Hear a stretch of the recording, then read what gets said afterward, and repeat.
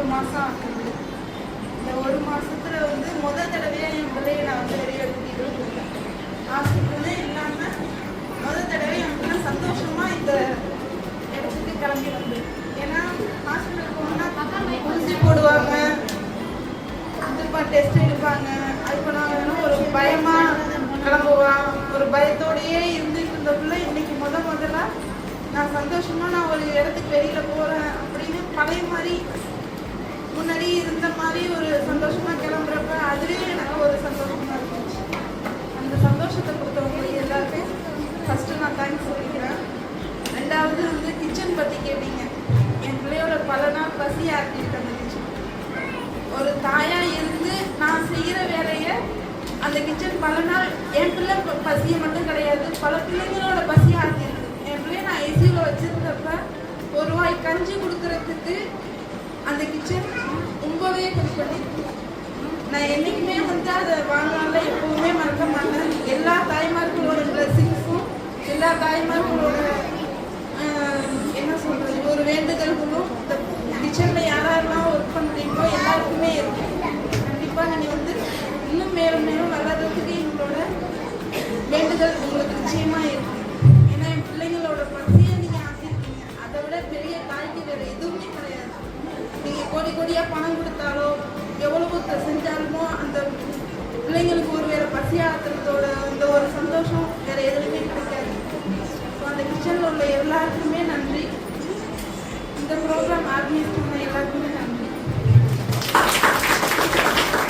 அந்த மாதிரினா கிடைக்க இப்போ நாங்களாம் லாங்கில் இருந்தால் வரும்.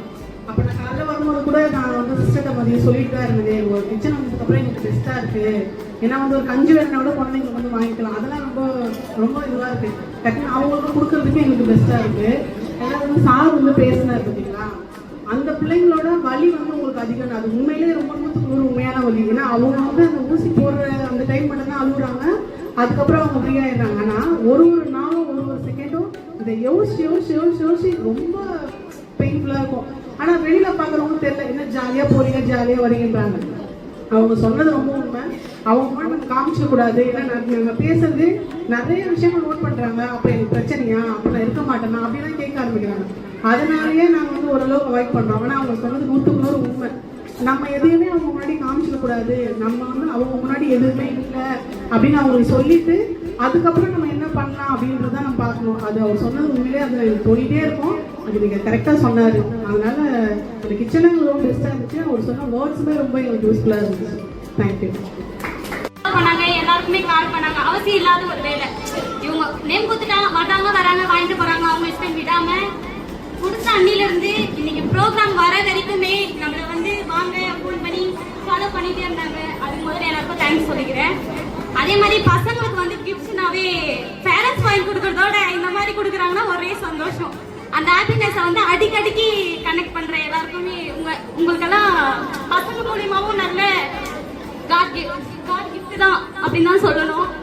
நல்ல அவங்களுக்கு ஹாப்பியை நிறைய கொடுக்குறீங்க. எங்களால கொடுக்க முடியும் கொஞ்சம்ன்றத வெளியிருந்து வரது அவங்களுக்கு இன்னும் ஹாப்பியா இருக்குது. அந்த ஹாப்பி கொடுக்குறது ஆண்டை வந்து நம்மளுக்கு கொடுக்குற கிஃப்ட் தான். கிஃப்ட்டை வந்து நீங்க வந்து சில்ட்ரன்ஸ்க்கு கொடுக்குறீங்க. அதுக்கு எல்லாருக்கும் தேங்க்ஸ். அதுக்கப்புறம் வந்து பசங்களுக்கு அந்த கிச்சன் சொன்னீங்கல்ல, உண்மையிலே வந்து இங்க இருக்கிற பசங்களை விட நிறைய பேரண்ட்ஸ் வந்து 2 பசங்க 3 பசங்க வராங்க. அவங்களுக்கு பால் கொடுக்க முடியாம கஷ்டப்படுற பேரண்ட்ஸ்க்கு வந்து அந்த கஞ்செல்லாம் ரொம்ப யூஸ்ஃபுல்லா இருக்கு. நான் கண்ணீருக்கு பார்த்துருக்கேன். ஸோ ரொம்ப ரொம்ப ரொம்ப நல்ல விஷயம் பண்றீங்க. எல்லாம் கண்டினியூ பண்ணுங்க. ரொம்ப தேங்க்ஸ் எல்லாருக்கும். அதே மாதிரி பேரண்ட்ஸ்க்கு ஒன்று சொல்லணும். எல்லாருமே சொல்றீங்க மனசுல எவ்வளவு கஷ்டம் இருக்குன்னு. நம்ம வெளியே இருக்கிறவங்கள பத்தி யோசிக்கிறத நம்ம கூடவே நம்மளுக்காக யாருமே இல்லாதன்ற போது பக்கத்துல இருக்கிறவங்க நமக்கு ஹெல்ப் பண்றாங்க. அவங்க கிட்ட பேசுங்க, மனசு விட்டு பேசுங்க, கஷ்டத்தெல்லாம் வெளியே விட்டுருங்க.